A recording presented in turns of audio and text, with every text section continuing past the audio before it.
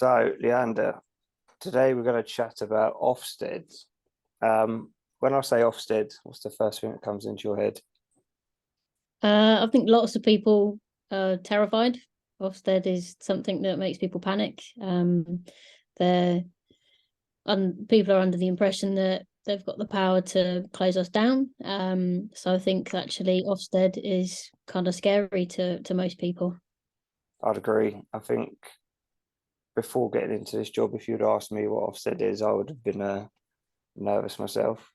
Obviously, you've got a bit more experience in and around Ofsted, probably the most experience within the company. So, what's kind of your experiences with Ofsted? So I've had three separate experiences of Ofsted. So I've had it as a setting lead. I've had it as like a normal staff member, like a sports coach on holiday camps, and then I've obviously had it more recently in the operations manager's role. So I've seen it from three different points of views.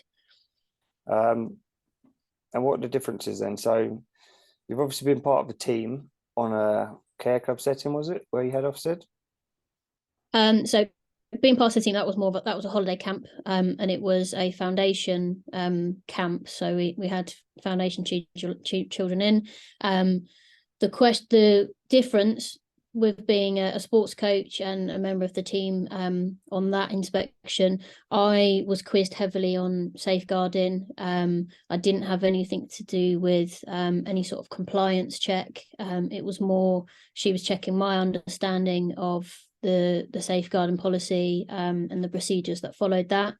On a wraparound setting, I've done it as a setting lead. That questioning was more along the lines of being the DSL, being in charge of the setting and the staff members. That questioning was more about where I would go if I had a report to me. Like obviously any referrals to MASH or LADO. And then more recently, I've had the experience of it being from the operations manager's point of view, which has been looking at all the folders, all of our safer recruitment. I've basically led the Ofsted from start to finish. The questioning is completely different for that. I wasn't necessarily quizzed on safeguarding. It was more about around the operations part of the care club. It wasn't. I didn't get quizzed anything on safeguarding really. So, am I right in saying then that there's almost two different types of compliance checks from what you're saying here? So, the difference, and I guess the main difference from what I've picked up is whether you've got EYFS children or whether you haven't. So I know you've done a compliance check where the Ofsted inspector came to a holiday camp before, which didn't have EYFS. Do you just want to talk about the differences between that? And then obviously you've also had Ofsted inspections where we do have EYFS. So what are the key differences, I guess? Yeah, so with the holiday camp, it was a compliance check because you either get a compliance or you get an Annex A, which is the EYFS inspection. So because we didn't have EYFS children, it was just a compliance check, and they basically are coming in to check that the site's secure. We're following all the correct safeguarding procedures and practices. They'll have a look that we've risk assessed the site, and they may occasionally speak to staff. On this occasion, the staff weren't questioned. It was more looking at the paperwork side. It relied heavily on the paperwork and questioning of myself and the lead on the day. Whereas a foundation set, like an EYFS and Annex A inspection, relies more heavily on, are the children safe and are they having fun? There is a little bit of compliance in terms of looking at staff qualifications, but they don't want to see any policies. It's more about the product itself. They're watching the children in the environment and making sure that they are safe and having fun. Okay, so if we had EYFS children on a holiday camp, for example, which we do have numerous venues, the inspection would more likely to be actually watching what the children are doing, having a look at the activities, having a look at the staff members and how they're kind of interacting with the children, maybe asking some questions of the staff members. And if we didn't have EYFS, it's more of a compliance check where they're likely to speak to the camp manager, they're likely to speak to whoever we from Premier send to do that inspection. But there still could be opportunities to ask staff questions. Is that right? Yeah, there's still an element of safeguarding to whatever inspection that we have. So there is every possibility that staff could be questioned on that in either inspection. Okay, cool. So I guess the one thing we might have skipped over here in this chat already is we will probably have people working for us or people listening to this who don't know what Ofsted is. So I'm going to test you here. I'm going to get the official of the Ofsted website, what Ofsted is, and then you're going to tell what you think it is. So let's go the other way around. What is Ofsted, Leiannda? So Ofsted is the Office for Standards in Education. So it is basically a department of the UK government that can make frequent reports to Parliament with their findings that they've had across all of the territories. Great answer. I can tell you it was founded in 1992 as well. There we go, starting to pull out the stats. So on the gov.uk website, Ofsted is the Office for Standards in Education, Children's Services and Skills. We inspect services providing education and skills for learners of all ages. We also inspect and regulate services that care for children and young people. So I think when it was first founded, it was just schools, and then I think it was about 2007. It was then incorporated in that it was childcare providers, all childcare providers, not just the schools. Okay, nice. The key word I pull out from that description is standards. So the main reason Ofsted is there, in my opinion, you correct me if I'm wrong, is to maintain the standard and duty of care for the children. So whether that's a nursery, whether that's a school, whether that's childcare, whether it's a holiday camp, every single company, business, school should be meeting a certain standard, and that's what they're there for, to make sure that standard is being met. Is that correct? Yeah, so Ofsted aim is it says it in their logo, is to improve lives by raising the standards. So that's in education and in children's social care or childcare basis. So it's just promoting child safety and their welfare. So that runs across the board, in whether it's an educational setting or whether it's a childcare setting. So you hit it in a nutshell. It is making sure the standards are kept the same no matter what, whether it is school or a childminder who's doing it from their house. Yeah. Okay, cool. So I think what would be really interesting to discuss next is what happens if we get the call from Ofsted. So if we stripped it back and went all the way right from the beginning, what's the first point of contact? How do we find out that a holiday camp is getting Ofsted visited? So the first initial point of contact is a call. Nick typically gets this, just as he's down as the person that's registered with that. But the call is just an introduction to state that that's our 24 hours notice for our inspection.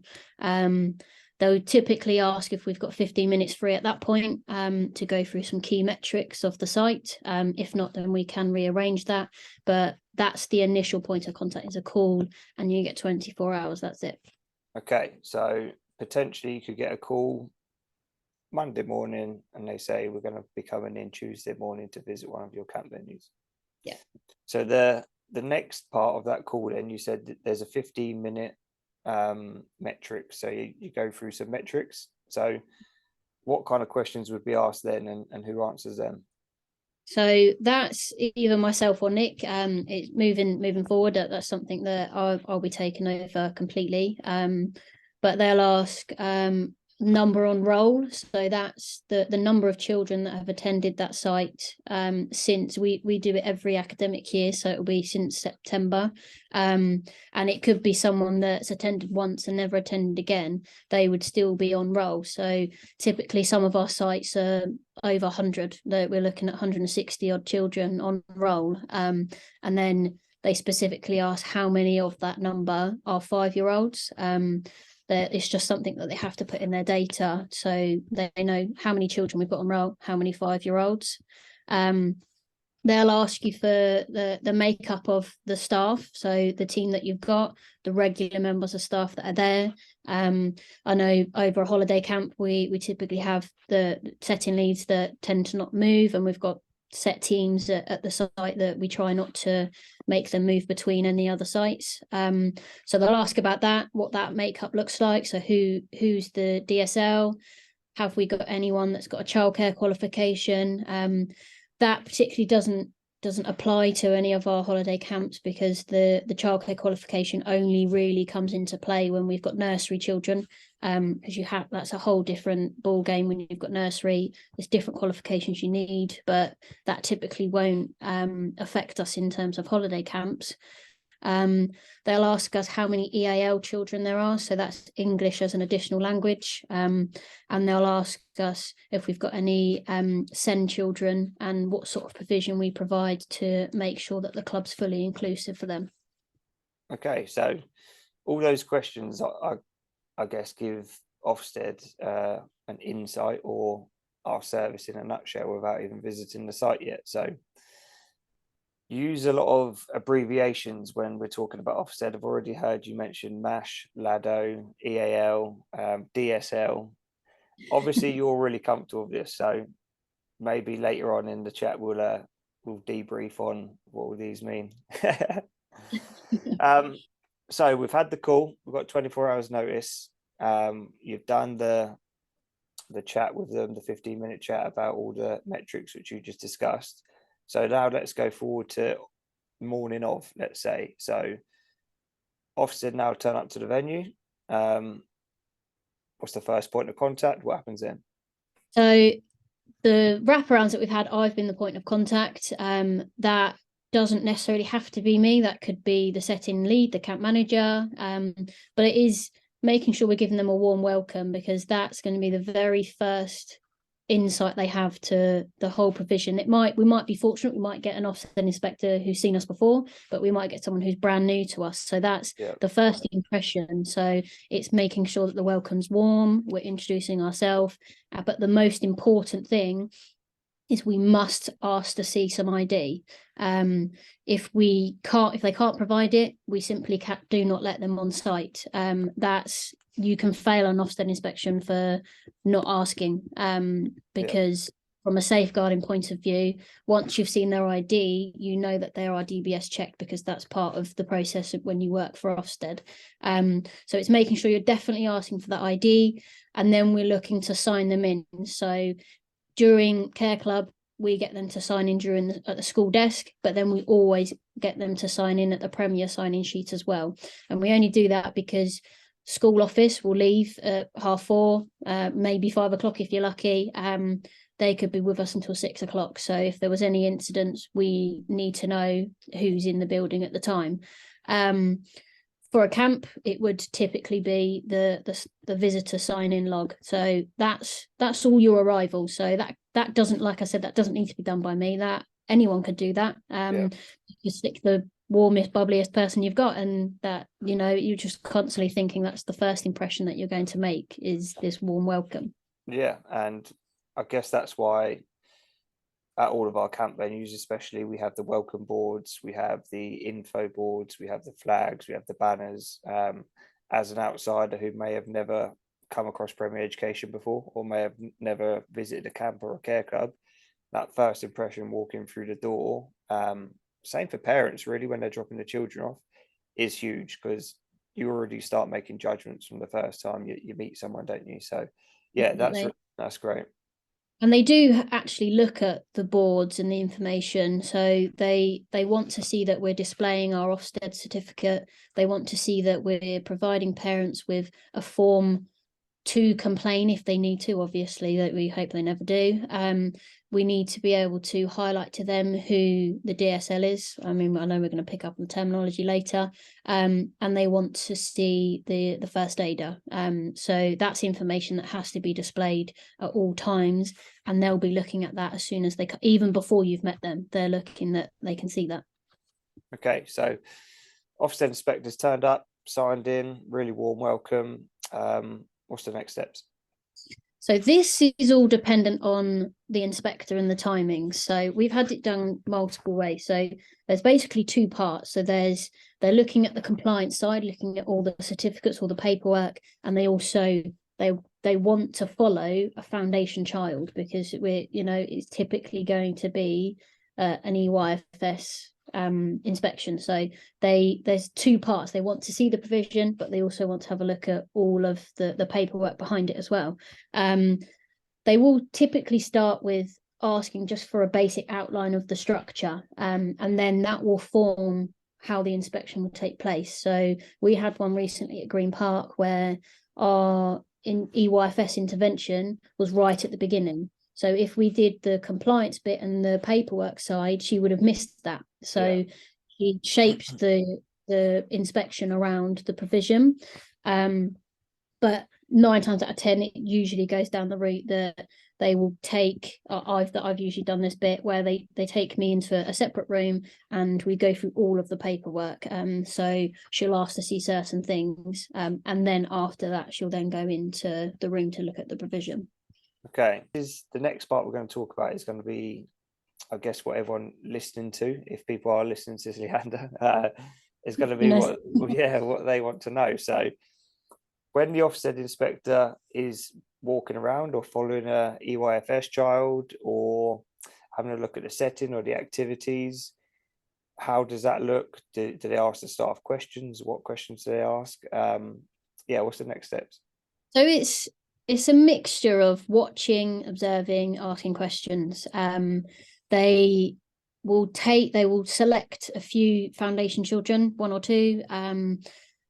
Sometimes they'll tell you who those children are, sometimes they won't, and they're following their journey. They want to see them from when they're welcomed into the provision to how we integrate them with the rest of the camp, and they're looking at is our service inclusive for that child? Are we providing development opportunities for them? No, we're not talking providing lessons and sitting them down and making them count and subtract or whatever. We're talking about an activity where it's encouraging there's 7 areas of development. So it's encouraging.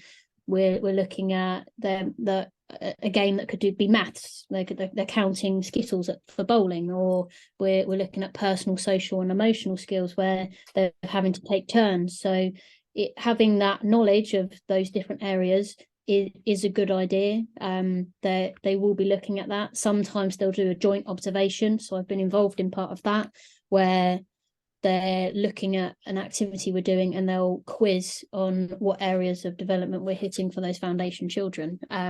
So when we did it, it was a bowling activity. So I was able to list off the different areas that we were able to hit in that one activity. Then they'll have a look at staffing. So it's usually when the staff are a little less busy. If you're leading an activity, it's harder for them to come in and question, but their main questioning is around safeguarding. That's the most important thing for them. That, like I said, they're coming in to check 2 main things: that the children are safe and they're having fun. So having fun, they can observe that, but the safeguarding aspect, that's where the staff get questioned. And it could be the children are on their way out for lunch, and you might be the person that's stood around waiting for the last child to go, and they might pull you for a couple of minutes just for a chat. It's not necessarily planned. It's just whenever they see fit to have that conversation. So it is safeguarding related. So the more recent ones we've had, they will ask you about the different forms of abuse.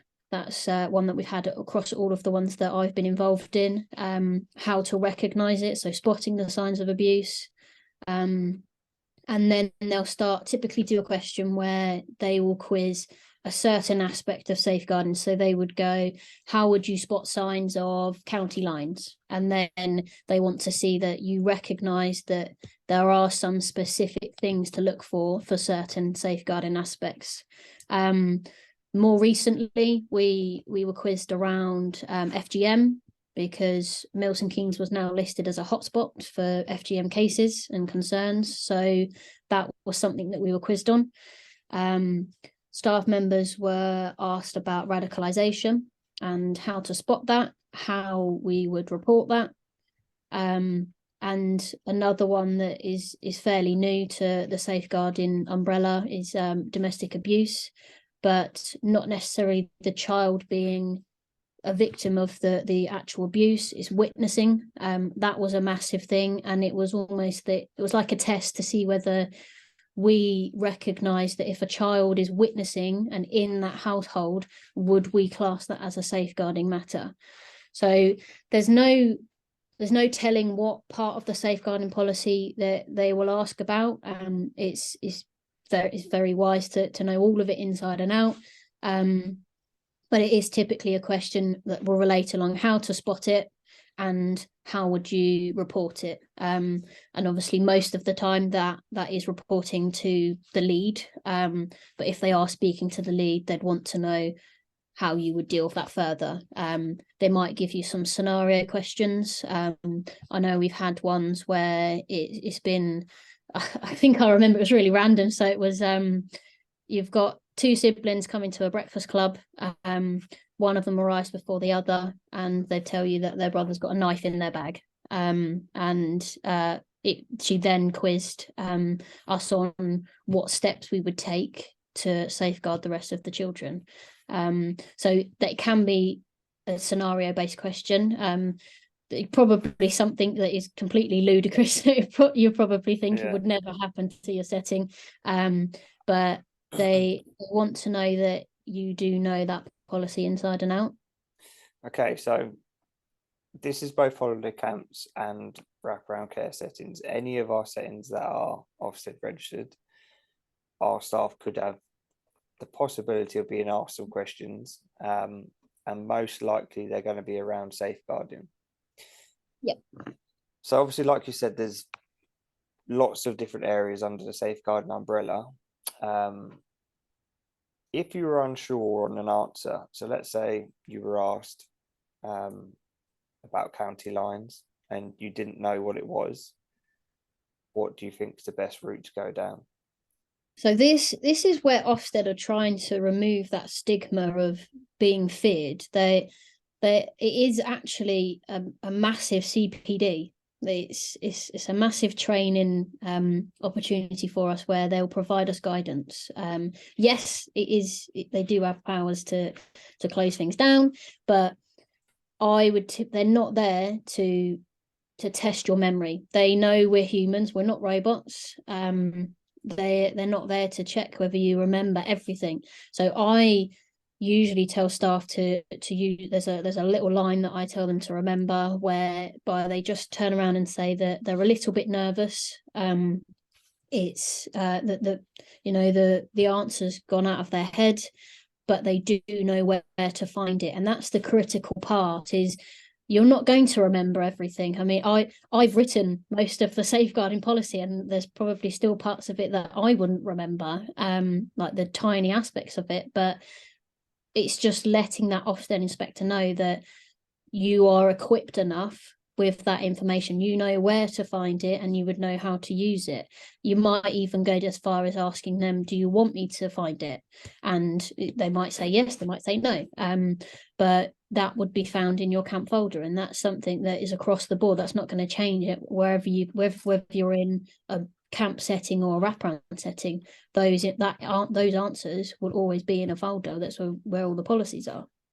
Okay, good. So it's a lot to digest there so far. I think the main points I guess I've picked up from the last 5 minutes of this chat was the compliance side of it is always down to kind of senior leaders. It will either be the camp manager, it'll be yourself, it'll be someone from the senior leadership team. The side which we really need to get our team not prepared for, but aware of, is if it's an EYFS visit, they will come and follow some children. They will want to see what activities they're doing, and they will want to kind of speak to you and ask you questions. Majority of those questions are going to be around safeguarding.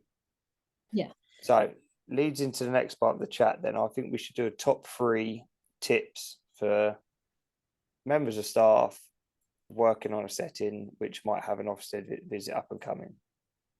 So number one, what do you think is the most important thing? And now our staff varies from 18-year-olds who are students and only work part-time to people who have got childcare qualifications. So you're going to have to be specific here, I think.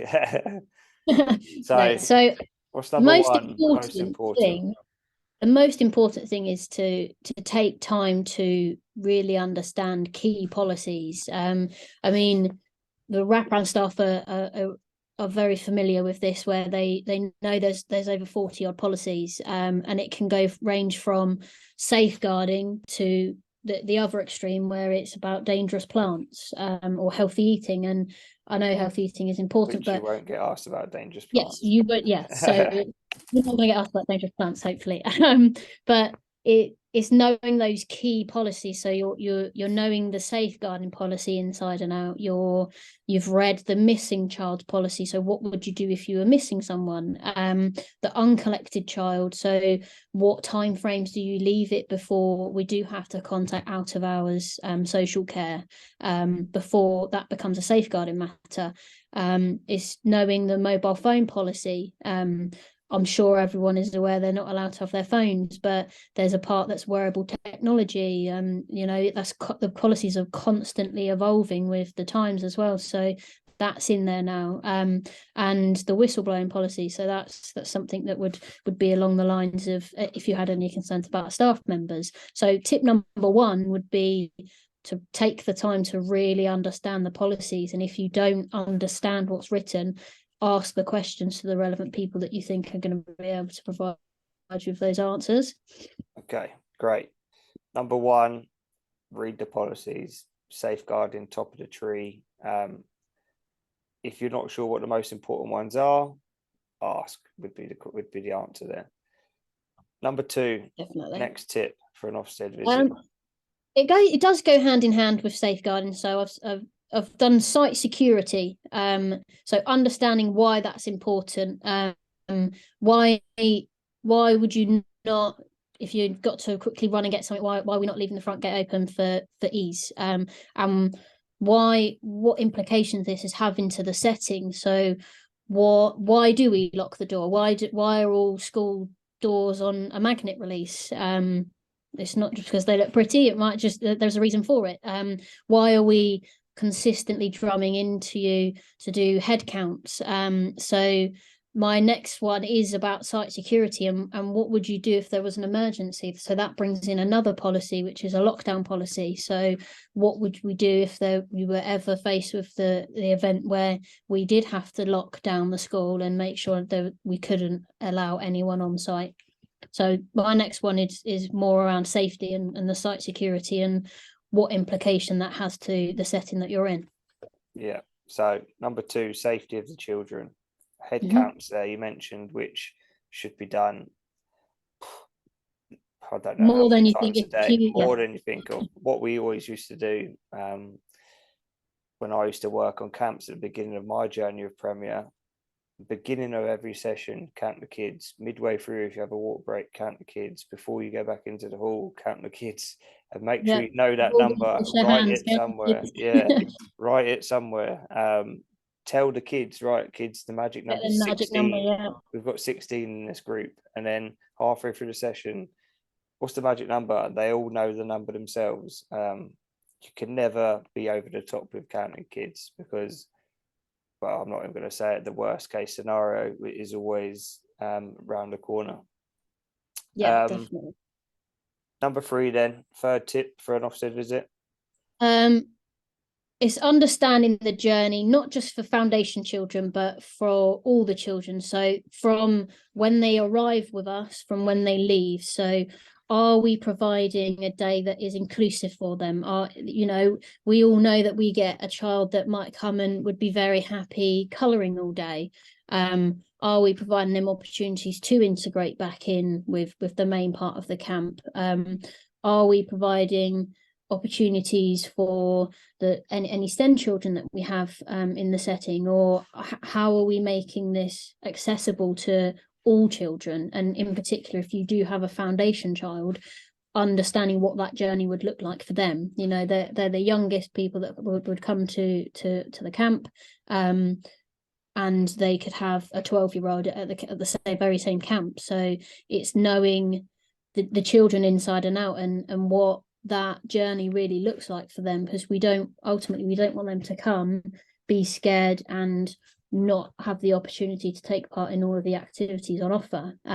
So I would say that the third one is to really understand that journey for any child that is attending the camp. And if at any point you think that journey isn't inclusive, then it's being reflective and thinking, what could we do different next time? How am I going to get this one child who wants to sit and colour all day? How I'm going to make sure that I'm still providing an opportunity for them to have that free choice, and they've got the choice to do these activities. So I would say definitely just understanding the journey of the child. Okay. And I think we've mentioned DYFS quite a lot in this chat.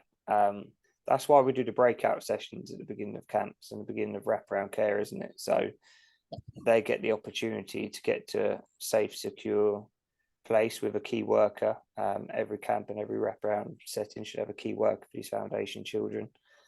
And then slowly integrating them into the camp, because like you said, being a 4 or 5-year-old kid and walking around seeing a 12-year-old must seem like a monster to them, absolutely huge. So it is integrated them and knowing their journey.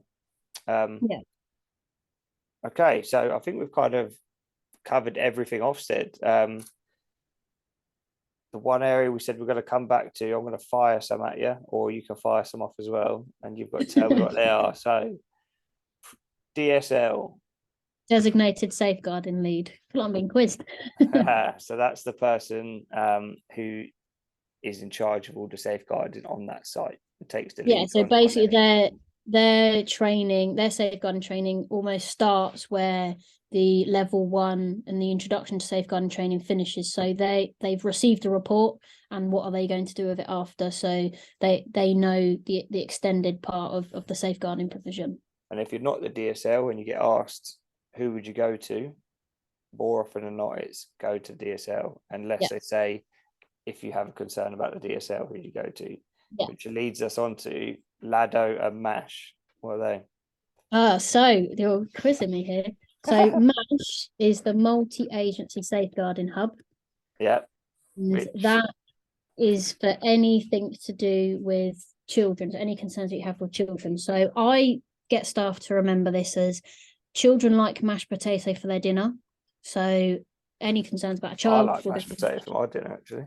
Okay, well, maybe if I have a concern about you, I'll go to MASH. And LADO, so that's the local authority designated officer. So that's any concerns you have about it doesn't necessarily have to be a staff member, it could be a visitor, it could be that I know, especially during half terms, we have lots of building work that goes on at the venues. It might be one of those, it might be a volunteer. So I get staff to remember this as it sounds a little bit like ladder, and you wouldn't necessarily have children climb up ladders in your setting. So any concerns about an adult or a staff member, you would refer them to LADO. So MASH for children, LADO for adults. Yep. Perfect. Right. Leiannda, I think we can wrap it up there. Really, really appreciate your time. Thank you for all the great work you carry on doing around Ofsted. So next steps for anyone listening to this, Leiannda, you're going to pop out and do some visits to holiday camps, are you? Yep. Hopefully catch up with lots of member of